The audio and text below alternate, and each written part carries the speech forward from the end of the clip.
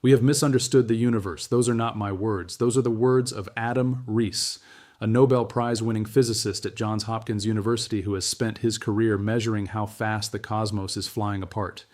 He said them in a NASA statement in March 2024 after the James Webb Space Telescope confirmed, for the third time, that the universe is expanding roughly 9% faster than our best model of reality says it should be. He was not being dramatic. He was reading his own data and telling us plainly that something in our picture of reality does not add up. And in the 18 months since he said those words, the situation has not improved. It has gotten worse. In December 2025, an entirely independent measurement of the cosmic microwave background from the Atacama Cosmology Telescope confirmed the lower expansion rate with even higher precision, making the disagreement, in the words of Columbia University cosmologist Colin Hill, even more robust. The same month, a separate team using gravitational lensing of distant quasars through a project called TD Cosmo produced results that deepened the puzzle rather than resolving it.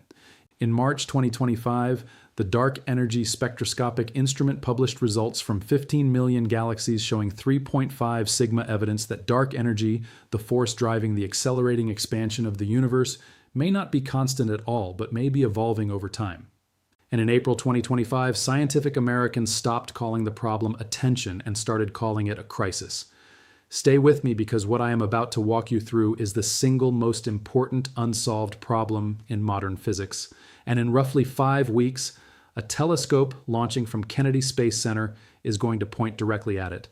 The trouble starts with a number. It is called the Hubble constant, and it measures the rate at which the universe is expanding right now. Not in the past, not in some theoretical future, right now. You would think a single number would be easy to pin down. 2 methods, 2 teams, same universe, same answer. That is how science is supposed to work. It did not work. The first method looks backward. The European Space Agency's Planck satellite spent roughly 4.5 years mapping the cosmic microwave background, the faint afterglow of radiation left over from when the universe was about 380,000 years old. From that map, physicists extracted the conditions of the early universe, plugged them into the standard cosmological model, and ran the equations forward nearly 14 billion years to predict how fast the universe should be expanding today. The answer they got was approximately 67.4 kilometers per second per megaparsec. A megaparsec is 3.26 million light years. So for every 3.26 million light years you look outward, galaxies are moving away from us 67.4 kilometers per second faster. Clean number, tiny margin of error, confidence level through the roof. In December 2025, the Atacama Cosmology Telescope collaboration published results from its 6th data release, an entirely independent CMB measurement using different hardware, different analysis pipelines, and different systematic error profiles from Planck. It got the same answer. 2 separate instruments, 2 separate teams, both pointing at the oldest light in the universe and arriving at the same number. The second method is more direct. Instead of modeling the past and projecting forward, it measures the present. Adam Riess and his team, called SHOES, use a technique known as the cosmic distance ladder. They start with pulsating stars called Cepheid variables, whose brightness fluctuates at a rate directly tied to how luminous they actually are. Measure the pulse, calculate the true brightness, compare it to how bright the star looks from Earth, and you have a distance. From there, they step outward to galaxies containing both Cepheids and Type 1a supernovae, explosions that all reach roughly the same peak brightness, allowing distances to be calculated across hundreds of millions of light years. Combine that with how fast those galaxies are receding, and you get the Hubble constant. Riess's team gets 73, not 67.4, 73. A gap of roughly 9% between 2 independent methods that should agree. In a field where measurements are routinely precise to within 1%, a 9% disagreement is enormous. It is the difference between a universe that is 13.8 billion years old and one that could be more than 1 billion years younger. It changes the size of the observable universe. It changes the timeline for when the first stars ignited, when the first heavy elements were forged, when the conditions for planets and chemistry and eventually life became possible. You are not adjusting a dial on a dashboard. You are redrawing the entire history of everything that has ever existed. If you are the kind of person who stays for the real science, drop a like right now because it genuinely helps this kind of content reach the people who want to hear it. For a while, scientists assumed someone had made a mistake. The most popular theory was stellar crowding. Cepheid variables live in the dense, dusty disks of galaxies. When Hubble observed them, its cameras sometimes blended the light of nearby stars together, making the Cepheids appear brighter than they truly were. Brighter Cepheids mean shorter calculated distances. Shorter distances mean a higher Hubble constant. If you could clean up the blending, the argument went, the tension would disappear. So Riess pointed the James Webb Space Telescope at the same stars. Webb's 6.5-meter gold-coated mirror collects infrared light with a sensitivity that makes Hubble look like a pair of reading glasses. If any telescope could settle this, it was Webb. The expectation among many in the field was that Webb would gently deflate the tension. Its sharper vision would reveal the blending, correct the distances, and bring the number back to 67. That is not what happened. Webb confirmed Hubble's numbers, not approximately, almost exactly. The Cepheids looked the same, the distances held, the expansion rate stayed at 73. In February 2024, the SHOES team published a paper in the astrophysical journal Letters announcing they had now spanned the full range of Hubble's Cepheid observations with Webb, extending all the way out to a galaxy called NGC 5468, roughly 130 million light-years from Earth, covering 1,000 Cepheids across 5 host galaxies of 8 supernovae. They ruled out measurement error as the cause of the Hubble tension with greater than 8 sigma confidence. In particle physics, 5 sigma is the threshold for a confirmed discovery. Riess's team is at 8. In December 2024, they published their largest Webb study yet, using data from the telescope's first 2 years. They employed 3 separate distance measurement methods, cross-checking Cepheids against carbon-rich stars and a technique called the tip of the red giant branch. All 3 agreed with Hubble's original numbers. All 3 pointed to a universe expanding faster than the standard model allows. Not everyone agrees. Wendy Friedman, an astronomer at the University of Chicago, has spent years building an independent distance ladder that relies less heavily on Cepheids. Using Webb data with red giant stars and a class called JAGB stars, her combined result came in around 70.4, sitting in a kind of no man's land between the 2 camps. Some researchers have pointed to this as a possible resolution. Riess pushed back, arguing that Friedman's team used a smaller and potentially unrepresentative subset of supernovae. The disagreement between the 2 camps has become one of the most closely watched rivalries in modern physics. 2 teams, both brilliant, both careful, both looking at the same sky, arriving at different conclusions about what the sky is telling them. Now here is where it gets genuinely strange. While the Hubble tension was refusing to die, the Dark Energy Spectroscopic Instrument completed the most extensive 3-dimensional map of the universe ever made. Over 47 million galaxies and quasars cataloged across 11 billion years of cosmic history.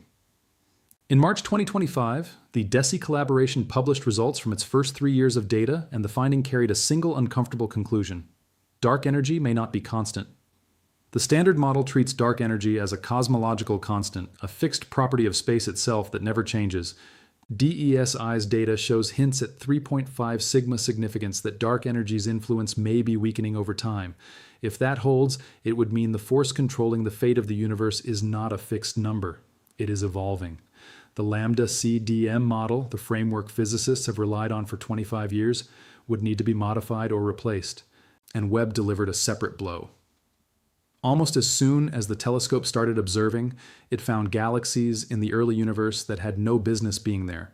Not small, dim, infant galaxies, which is what the standard model predicted at those distances, massive ones, galaxies existing just a few 100 million years after the Big Bang, some appearing to rival the Milky Way in stellar mass. The current most distant confirmed galaxy, MOM-Z14, exists at redshift 14.44, just 280 million years after the Big Bang. The team that confirmed it titled their paper, "A Cosmic Miracle."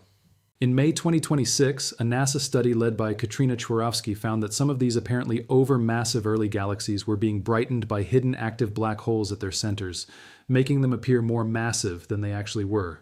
That solved part of the problem. But even after removing those objects, roughly twice as many massive galaxies remained as the standard model expects. Not enough to break the model, enough to bend it. And there is a second, quieter tension that most people have not heard about.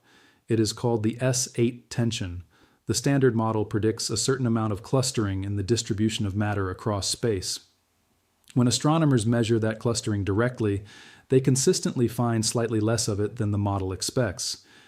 Riess has called it the little sibling of the Hubble tension. Less dramatic, but worth watching. If both tensions turn out to be real, They may be symptoms of the same underlying problem. Two cracks in the same wall.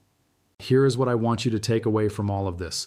The most precisely measured universe in human history is telling us two different things at the same time, and both of them appear to be correct. The cosmic microwave background, measured independently by Planck and the Atacama Cosmology Telescope, says the universe is expanding at one rate. The nearby stellar measurements, confirmed independently by both Hubble and Webb with 8 sigma confidence, say a rate roughly 9% faster. A three-dimensional map of 47 million galaxies hints that dark energy may be evolving. The early universe is producing galaxies that are bigger, more structured, and stranger than expected. And the distribution of matter across the cosmos is slightly smoother than our model predicts. These are not separate problems scattered across an otherwise tidy universe. They may all be pointing at the same gap. Something happening between the early universe and now. In those 14 billion years, we have never directly observed that we do not understand. Some ingredient we have not identified, some process we have not modeled, some property of space-time we have not imagined. The standard model is not dead, not even close. It still explains the cosmic microwave background with extraordinary precision. It predicted the abundances of hydrogen and helium. It accounts for the clustering of galaxies across billions of light years. No competing model can match its track record. But the edges are fraying. And the edges are where new physics has always lived. On August 30th of this year, NASA's Nancy Grace Roman Space Telescope launches aboard a Falcon Heavy rocket from Kennedy Space Center. It carries a mirror the same size as Hubble's, but with a field of view 200 times wider. It was built specifically to study dark energy and map the expansion history of the universe with a precision no instrument has ever achieved. It is pointed directly at the Hubble Tension, directly at the question of whether dark energy evolves, directly at the gap between the beginning and now. The European Space Agency's Euclid mission is already flying, already returning data, already mapping the geometry of dark matter and dark energy across the breadth of cosmic time. Within the next 5 years, we will either confirm the anomalies and rewrite the textbooks or explain them away with better measurements and close the most stubborn open questions in modern cosmology. Either outcome is enormous. One means we discover new physics. The other means we finally nail down the model we have been refining for a century. Either way, the universe is not going to stay quiet for much longer. Cosmology has been here before. In the 1990s, measurements suggested the universe was younger than its oldest stars. That made no sense. Then came the discovery that the expansion was accelerating, driven by dark energy, and the whole picture snapped into focus. What looked like a fatal flaw turned out to be the shadow of something enormous that nobody had seen yet. That is the thing about crises in physics. They feel like endings. They almost always turn out to be doors.